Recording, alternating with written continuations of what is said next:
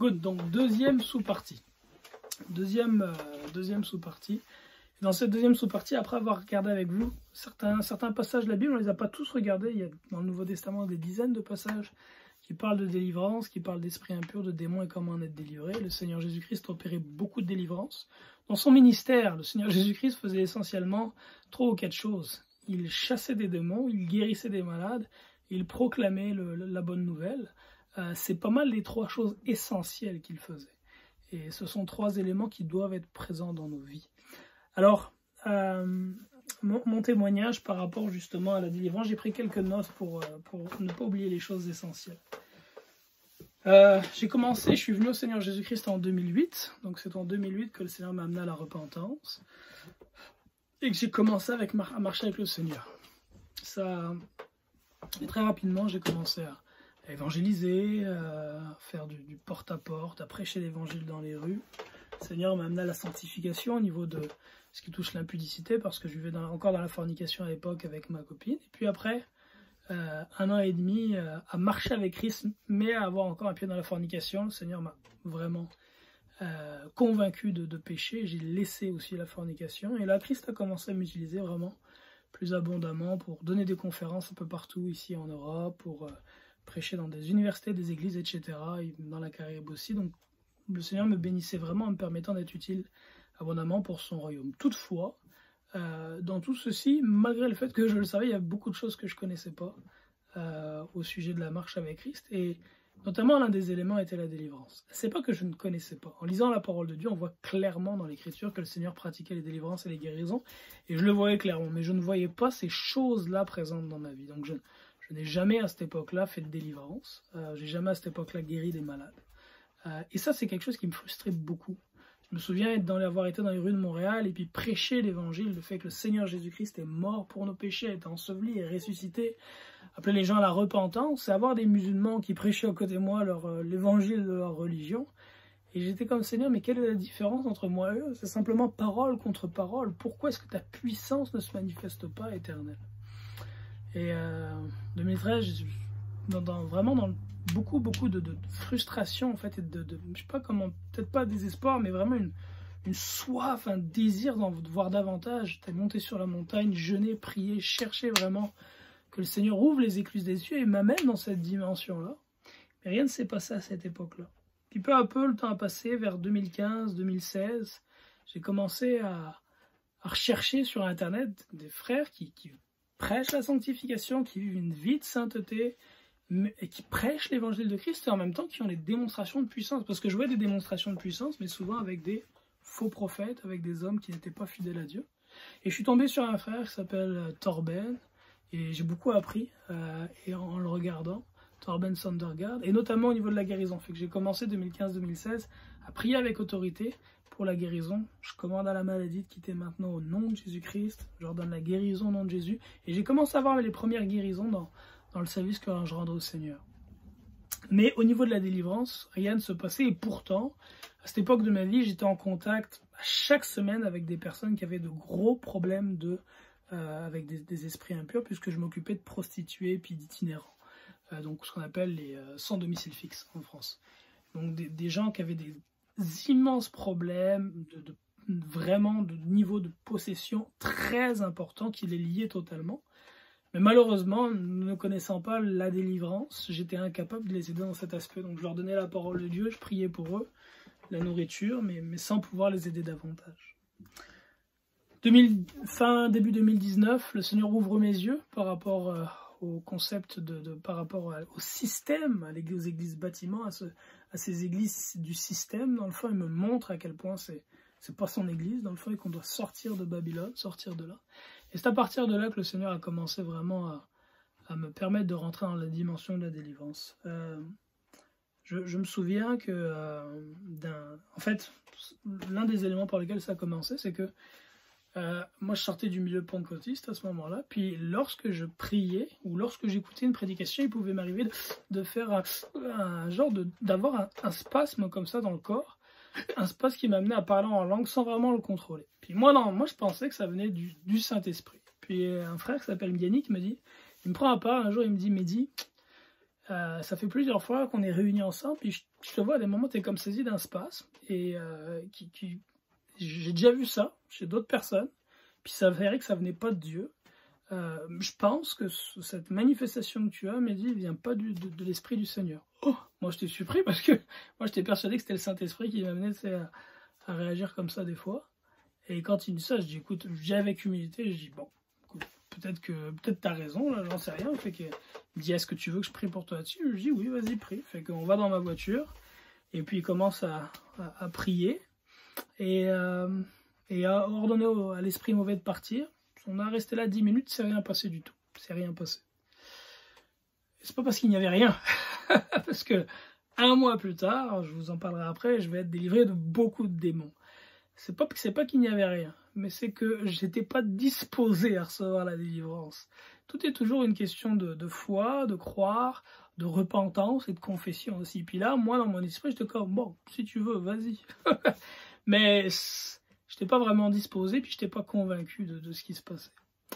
Entre-temps, je parle avec un frère qui s'appelle Olivier, puis que le Seigneur utilise beaucoup ici au Québec, puis je lui demande s'il a des conseils à me donner par rapport à la délivrance, que j'aimerais apprendre là-dessus. Il me conseille de lire un livre que je recommande à tous et à toutes, un livre de Derek Prince. Et je ne recommande pas simplement son livre, je vous recommande d'écouter ses enseignements. Cet homme-là, qui est mort dans le début des années 2000, est un puits de savoir et de connaissance en Jésus-Christ, une bénédiction pour le corps de Christ. Je n'ai jamais entendu un enseignant qui apporte une parole si pure et si libératrice pour le corps de Christ. Donc Derek Prince. Et le livre en question, en français, c'est « Ils chasseront les démons ». Vous pouvez le trouver sur Internet et même en PDF, vous le commandez. Et puis en anglais, c'est « They shall expel demons ». Je commande ce livre et je commence à le lire. Et en fait, Derek Prince, dans ce livre-là, donne aussi son témoignage de comment est-ce qu'il est rentré dans le ministère de la délivrance et comment il a été délivré. Et ce qu'il explique, c'est qu'en tant qu'il était pasteur, et il ne connaissait pas la délivrance, il n'avait jamais affronté d'esprit impur de démons. Il avait un gros problème, c'était un problème de dépression. Il allait se lever certains jours et le monde était gris autour de lui, était déprimé, était abattu, il ne savait pas pourquoi. Et c'est quelque chose qui venait régulièrement dans sa vie. Et un jour, alors qu'il lit la parole de Dieu, en lisant l'Écriture, il réalise que la source du problème qu'il a est peut-être un esprit mauvais, ce qu'il n'avait jamais réalisé avant. Et il se souvient aussi que c'est un problème qu'avait aussi son papa. Et donc il réalise que c'est peut-être un esprit mauvais, et c'est peut-être justement quelque chose qu'il a reçu de son père, en fait, qu'il a hérité de son père.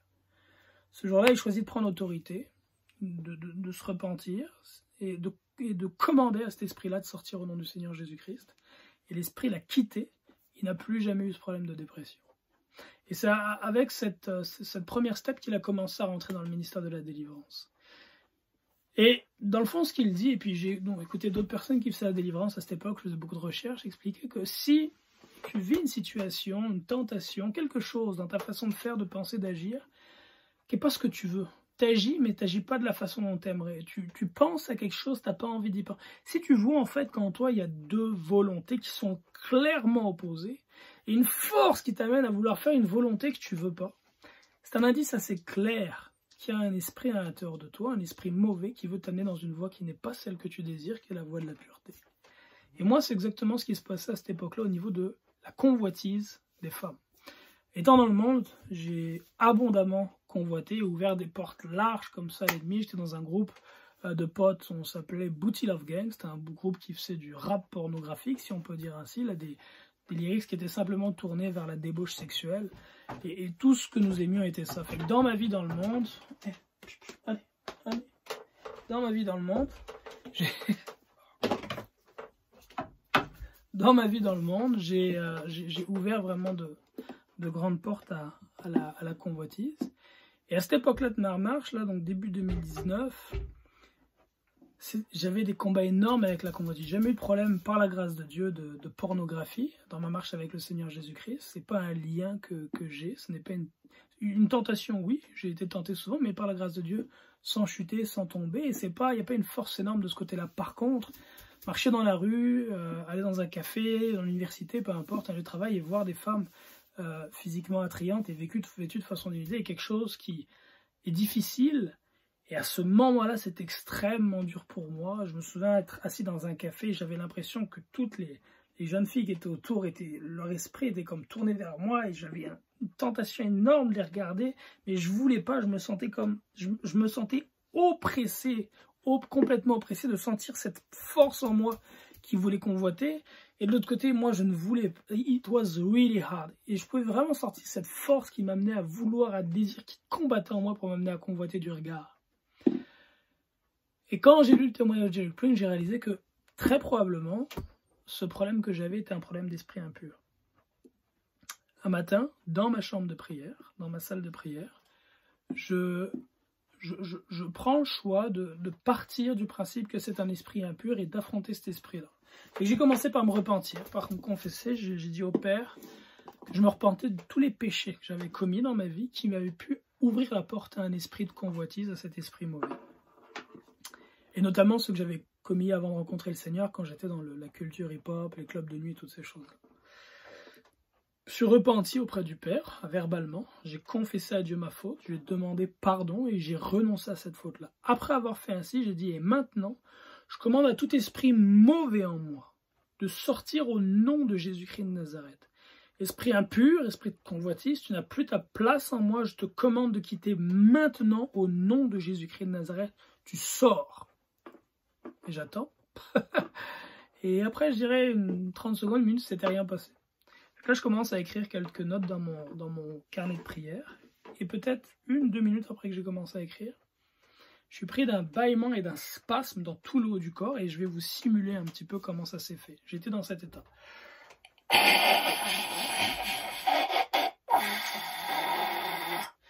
Et ça a duré ainsi pendant peut-être 40 secondes.